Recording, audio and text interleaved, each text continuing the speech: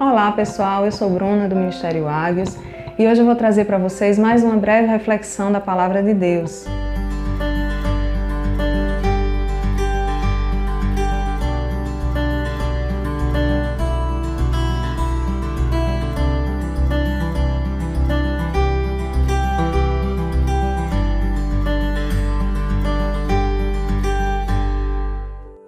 Hoje eu vou trazer para vocês um texto que está no Evangelho de Marcos, no final do capítulo 4 e início do capítulo 5 desse Evangelho. Esse texto fala muito ao meu coração e há um tempo, meditando nesse texto, eu aprendi muito sobre como nós devemos prosseguir fazendo a vontade de Deus, mesmo em meio às tempestades e mesmo que nós não vejamos reconhecimento humano nem resultado daquilo que nós estamos fazendo de forma imediata. No final do capítulo 4 do Evangelho de Marcos, nós vemos Jesus e seus discípulos pegando um barco para atravessar o mar e eles iam a uma cidade. E no meio dessa viagem, eles enfrentaram uma grande tempestade. O texto nos diz que os discípulos acordaram Jesus muito apavorados e que Jesus levantou-se e que deu ordem ao vento e ao mar e eles se aquietaram. E quando eles chegaram nessa cidade, que era a terra dos Gadarenos, quando eles chegaram nesse local, isso nós já vemos no capítulo 5 do Evangelho de Marcos, Jesus e seus discípulos encontram um rapaz que vivia atormentado por demônios, vivia oprimido por espíritos malignos. E esse rapaz vai ao encontro de Jesus e aqueles espíritos falam com Jesus e Jesus os expulsa. E ele os expulsa daquele rapaz e os espíritos vão para uma manada de porcos que estava pastando no local. E os porcos se atiram num penhasco, se atiram no mar, e o povo daquela cidade começa a suplicar, é assim que o texto fala, suplicar que Jesus saia daquela cidade. Nós vemos o povo daquela cidade mais preocupados com os porcos, com os bens materiais que eles perderam. O texto diz que foram 2.000 porcos que se atiraram ao mar. E aquele povo estava mais preocupado com os porcos do que com a vida daquele rapaz que tinha sido liberta da opressão maligna, tinha sido liberta daquele tormento que ele vivia já há muitos anos. O texto nos conta também que quando Jesus foi saindo com seus discípulos, aquele rapaz que havia sido curado, que havia sido liberto, pediu a Jesus para acompanhá-lo. Ele queria seguir Jesus, mas Jesus disse não, fique aqui, volte para a sua família e anuncie tudo aquilo que foi feito a você. E o texto diz que o rapaz foi e anunciou aquilo que havia sido feito, o milagre que ele tinha experimentado, ele anunciou por onde ele passava. E com esse texto, nós aprendemos coisas muito importantes, verdades muito valiosas da Palavra de Deus.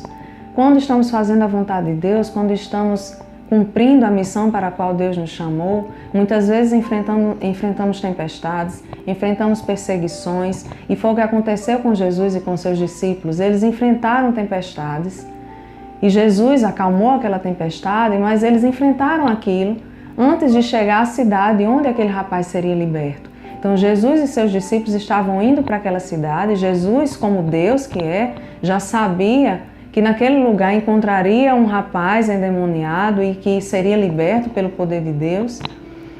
E ele enfrenta essa tempestade para chegar naquele local onde aquele rapaz seria liberto. Da mesma forma como aconteceu com Jesus e com seus discípulos, acontece conosco. Quando fazemos a vontade de Deus ou quando estamos cumprindo aquilo para o qual fomos chamados, enfrentamos tempestades, enfrentamos dificuldades, enfrentamos perseguições, enfrentamos investidas de Satanás contra nós. Se estamos fazendo a vontade de Deus, o mal irá se levantar contra nós, porque o mal não quer que nós façamos a vontade de Deus.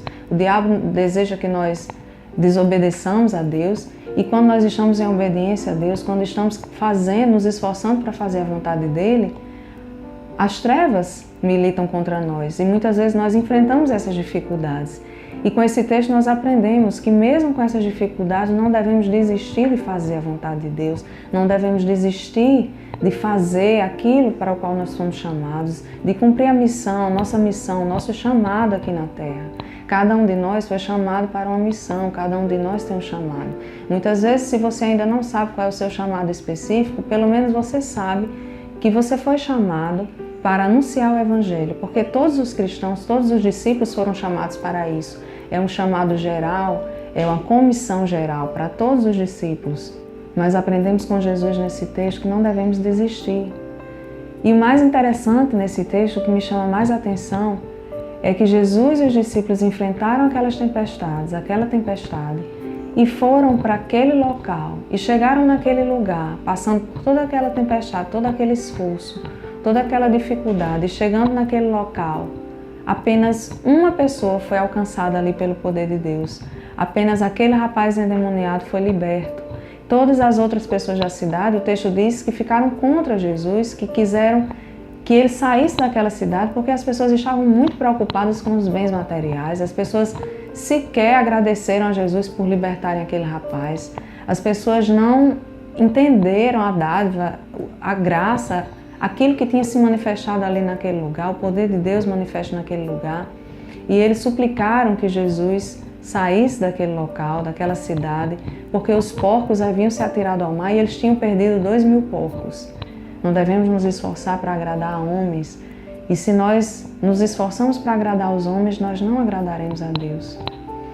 Então, muitas vezes enfrentamos dificuldades e cumprimos a nossa missão e cumprimos o nosso chamado e não encontraremos reconhecimento em pessoas. E muitas vezes não veremos o resultado imediato daquilo que nós fizemos, daquela semente que nós plantamos. Jesus e seus discípulos não viram o resultado completo daquela semente que foi plantada naquele lugar. Eles viram a libertação daquele rapaz, mas eles não viram o que sucedeu depois. O que aconteceu depois da libertação daquele rapaz. E o texto diz, aqui no capítulo 5, versículo 20, que o rapaz começou a proclamar em Decápolis tudo o que Jesus lhe fizera e que todos ficaram admirados. Todos ficavam admirados com o testemunho daquele rapaz. Então, muitas vezes, quando fazemos a vontade de Deus, quando levamos a mensagem do Evangelho, quando anunciamos, quando profetizamos, quando operamos cura através do poder de Deus, quando expulsamos demônio em nome de Jesus Cristo, muitas vezes não vemos o resultado completo daquilo que foi feito através de nós pelo Senhor. E foi o que aconteceu aqui nesse texto. Jesus e seus discípulos viram a libertação daquele rapaz, mas não viram mais nada. E aos olhos humanos parece até que foi em vão essa viagem. Enfrentar uma tempestade como essa para chegar nessa cidade e ser praticamente expulso pelos moradores da cidade e apenas uma pessoa ser alcançada pelo poder de Deus. Mas essa pessoa, o texto diz que esse rapaz que foi alcançado pelo poder de Deus, que foi liberto da opressão do mal, que ele vinha sofrendo por tanto tempo, esse rapaz começou a anunciar o Evangelho. E embora Jesus e os discípulos não estivessem mais nesse lugar para ver o resultado daquilo que aconteceu, mas o resultado aconteceu. Houve um resultado que eles não presenciaram, mas que houve, que aconteceu. Então, muitas vezes, nós plantamos a semente, nós anunciamos a palavra de Deus e nós não vemos o resultado imediato daquilo. Muitas vezes, nós não vemos uma pessoa sequer se abrir para aquela mensagem, abrir o coração para aquilo que foi anunciado. Mas nós não vemos aquilo que está ocorrendo no interior das pessoas. Muitas vezes, o processo de conversão é lento, muitas vezes acontece de forma gradativa no coração das pessoas. O Espírito Santo vai trabalhando de forma gradativa no coração das pessoas, porque muitas vezes elas tinham o coração endurecido. E as pessoas daquela cidade tinham o coração endurecido porque não reconheceram o poder de Deus, não reconheceram a maravilha, o milagre que aconteceu ali com aquele rapaz. Então muitas vezes nós podemos ficar desanimados, às vezes desanimamos por não vermos o resultado de tanto empenho, de tanto esforço, de tanto sacrifício, de tanta abnegação. Muitas vezes renunciamos a tantas coisas para fazer a vontade de Deus para a nossa vida e às vezes a gente pode até ficar desanimado porque nós não vemos os resultados, nós não vemos nada acontecendo. Mas eu quero dizer para você que ainda que você não veja nada acontecendo, Deus está agindo. A semente da palavra de Deus que foi plantada, ela está dando fruto, ela está crescendo, ela está germinando, ela está crescendo aos poucos e amadurecendo, criando raízes e ela vai dar fruto no tempo certo. E outra coisa interessante que esse texto nos ensina, nós queremos fazer a vontade de Deus da nossa forma, no lugar que nós achamos que é correto, que é o certo, que devemos estar. E às vezes não é. Às vezes a vontade de Deus para a nossa vida é estar em outro lugar, é estar fazendo outra coisa, é estar cumprindo outra missão. Eu vejo isso nessa história desse rapaz, que o texto diz que ele foi liberto e que ele quis acompanhar Jesus. Ora, quem não queria? Aquele rapaz foi liberto de uma opressão maligna que durava muito tempo e ele quis acompanhar Jesus. Ele deve ter ficado sedento pela palavra de Deus, sedento por conhecer mais de Deus, e ele quis acompanhar Jesus e seus discípulos. Mas o texto diz, no versículo 19 do capítulo 5, que Jesus não permitiu que ele fosse com eles e deu uma ordem a eles e disse: vai para a tua casa, para os teus, anuncia-lhes tudo o que o Senhor te fez e como teve compaixão de ti. Jesus sabia que a missão daquele rapaz, havia uma missão a ser realizada, a ser cumprida na vida dele, e que a missão era naquela cidade, naquele lugar onde ele vivia. A missão que ele haveria de cumprir não era com Jesus e com seus discípulos. Então, muitas vezes, nós queremos fazer algo para Deus da forma como nós queremos, no lugar onde nós queremos, fazendo aquilo que nós gostamos de fazer. Eu gosto de trabalhar com isso, eu gosto de fazer isso, então é isso que eu vou fazer para Deus. Mas algo que a gente tem que saber, será que é isso que Deus nos chamou para fazer? Será que Deus não quer que nós estejamos em outro lugar? Será que Deus não nos chamou para nos usar como instrumentos dele em outro lugar, em outra missão, em outra função?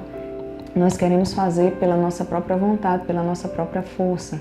Mas a vontade de Deus, para que ela seja perfeita na nossa vida, ela deve ser conforme a vontade dele, conforme os propósitos dele. Então nós devemos nos perguntar e perguntar ao Senhor: Senhor, será que é isso mesmo que o Senhor quer que eu faça?